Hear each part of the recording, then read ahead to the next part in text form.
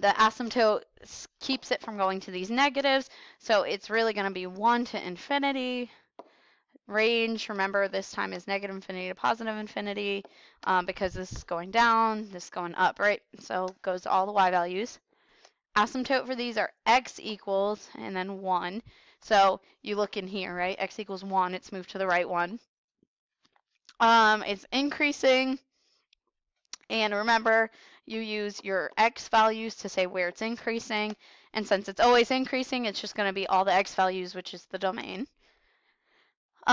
So we don't really know where it crosses the x, so we have to solve. So we're going to set it equal to 0 in solve. So let me do that down here.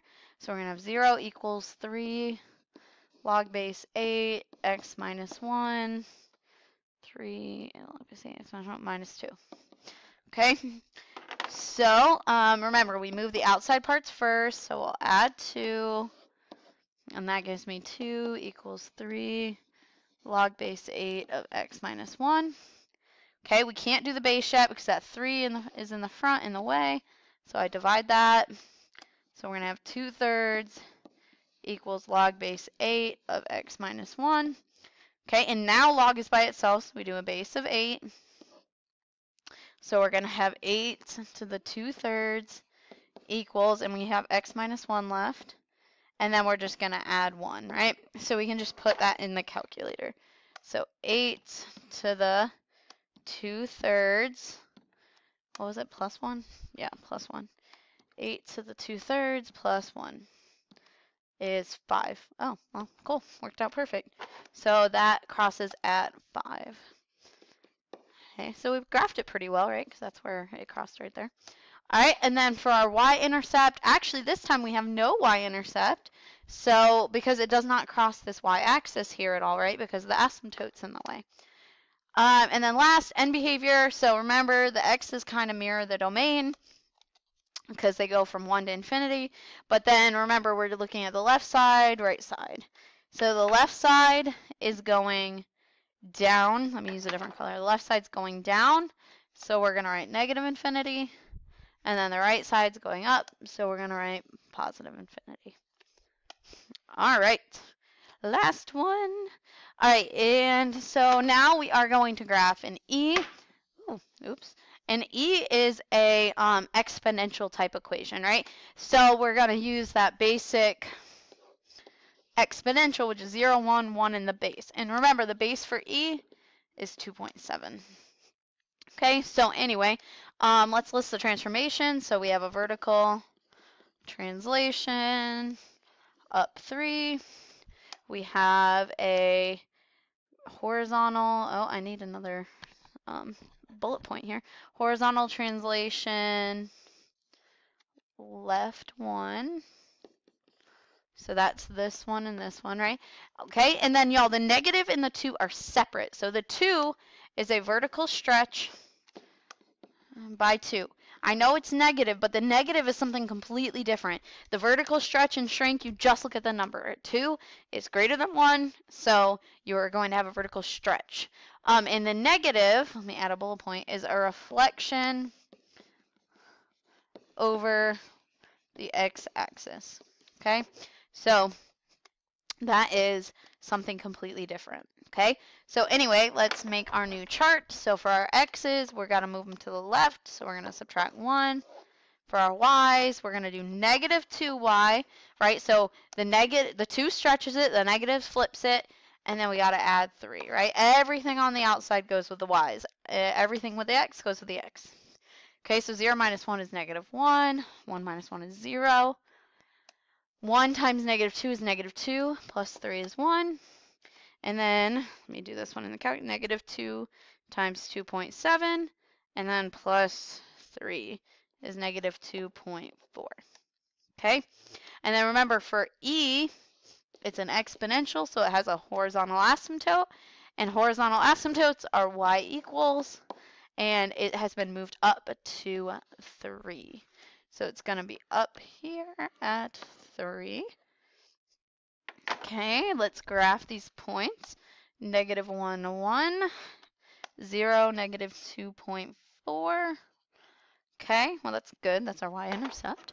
And then remember, normally they go up like this, but it has been reflected, right? So it's going to go down like that. That was a terrible drawing. Let me try that again. That was not good either, but whatever.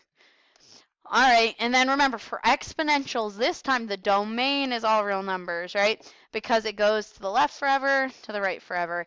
It does not go up forever, right? So the range is affected this time. So the range, this one's going from negative infinity and it goes all the way up to 3. So that is the range. Okay, so this one is obviously decreasing. And remember, this always mirrors the domain because our interval of increase and decrease is our x values. And since it's always decreasing, we're going to write all the x values. X-intercept, we're going to have to solve. So remember, we set it equal to 0 and we solve. So let's solve this. Let's solve this. Okay, so remember, we move this parts over first. So we have negative 2e to the x plus 1 equals negative 3. Divide by the negative 2 in the front. Okay, so we're going to have e, it's our race, I'm running out of room, guys.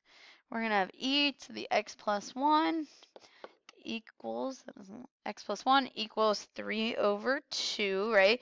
The negatives cancel out. Okay, and now we can take ln on both sides, right? Because ln and e cancel out. And we have ln of 3/2, right? And then we subtract 1, right? So let's type that in. ln of 3/2, and then I already forgot. It was minus 1. Minus 1. All right, is negative 0.59. Negative 0.59 is the x-intercept, negative 0.59. And then the y-intercept, thankfully, we can see we don't have to solve for it, is 0, negative 2.4. All right, and behavior. X's go from negative infinity to positive infinity this time. And then remember, left side, right side. So the left side is leveling out at the asymptote at 3. And then the right side is going down to negative infinity. All right. Hopefully all those graphs helped you to graph because we did a lot of them. All right, so last part here. So this one says write a logarithmic function with a translation left 3, reflection over the x-axis, translation up 5, and vertical compression by 1/2. So you just have to know where to put these things. So log function, left 3. So remember, left 3 is going to be inside with x. The left is a plus 3, right? Because we lied to our x's. That's left. Translation, reflection, remember that's going to be a negative in the front. Translation up 5 is a plus 5, and a compression is a 1/2 in the front, right? So let's put f of x equals that. So that is a function. You could have really put any base because it didn't specify. All right, so it says write an exponential function with a stretch of 4 and down 1.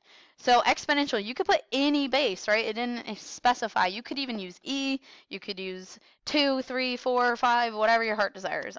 You could use a 1/2. Doesn't matter. I'm going to use a 2. So write an exponential stretch of 4. So remember, that means we're going to have a 4 in the front. Remember, we always have an exponent. But there's no left and right, so the x isn't going to have anything. And then down 1 will be a minus 1 right there.